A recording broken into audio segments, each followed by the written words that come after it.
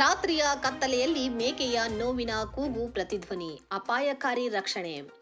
ನಿನ್ನೆ ರಾತ್ರಿ ಕೌಸಾದ ಅಲ್ಮಾಸ್ ಕಾಲೋನಿಯ ಸೂಫಿ ಕಟ್ಟಡದಿಂದ ಎಲ್ಲರನ್ನೂ ಉಸಿರುಗಟ್ಟಿಸುವ ದೃಶ್ಯವೊಂದು ಕಾಣಿಸಿಕೊಂಡಿತು. ಇದ್ದಕ್ಕಿದ್ದಂತೆ ರಾತ್ರಿಯ ಕತ್ತಲೆಯಲ್ಲಿ ಮೇಕೆಯ ನೋವಿನ ಕೂಗು ಪ್ರತಿಧ್ವನಿಸಿತು. ಶಬ್ದವನ್ನು ಕೇಳಿ ಜನರು ದಿಗ್ಭ್ರಮೆಗೊಂಡು ಹೊರಗೆ ಧಾವಿಸಿದರು.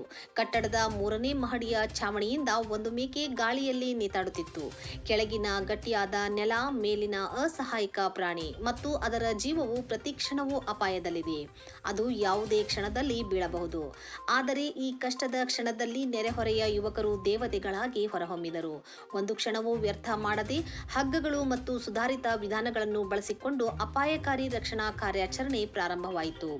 ಯಾರೋ ಹಗ್ಗವನ್ನು ಹಿಡಿದಿದ್ದರು, ಯಾರೋ ಕೆಳಗಿನಿಂದ ಮೇಕೆಗೆ ಬೆಂಬಲ ನೀಡಿದರು ಮತ್ತು ಹೆಚ್ಚಿನ ಪ್ರಯತ್ನದ ನಂತರ ಮೂಕ ಪ್ರಾಣಿಯ ಜೀವವನ್ನು ಅಂತಿಮವಾಗಿ ಉಳಿಸಲಾಯಿತು. ನೆರೆಹೊರೆಯಾದ್ಯಂತ ಸಂತೋಷದ ಅಲೆ ಹರಡಿತು. ಈ ಧೈರ್ಯದ ವಿಡಿಯೋ ಈಗ ಸಾಮಾಜಿಕ ಮಾಧ್ಯಮದಲ್ಲಿ ವೈರಲ್ ಆಗುತ್ತಿದೆ ಮತ್ತು ಜನರು ಈ ದಯೆಯುಳ್ಳ ಯುವಕರನ್ನು ಹೊಗಳುತ್ತಿದ್ದಾರೆ. ಒಬ್ಬ ವ್ಯಕ್ತಿಯು ದೃಢ ನಿಶ್ಚಯದಿಂದ ಇದ್ದಾಗ ಯಾರನ್ನಾದರೂ ಉಳಿಸಬಹುದು, ಅದು ಮನುಷ್ಯರಾಗಲಿ ಅಥವಾ ಮೂಕ ಪ್ರಾಣಿಯಾಗಲಿ. ಛಾವಣಿಯಿಂದ ಮೇಕೆ ನೇತಾಡುತ್ತಿದೆ, ನೆರೆಹೊರೆಯ ಸದಸ್ಯರು ದೇವತೆಗಳಾಗುತ್ತಾರೆ. ಕೌಸಾದಲ್ಲಿ ಅಪಾಯಕಾರಿ ರಕ್ಷಣೆ.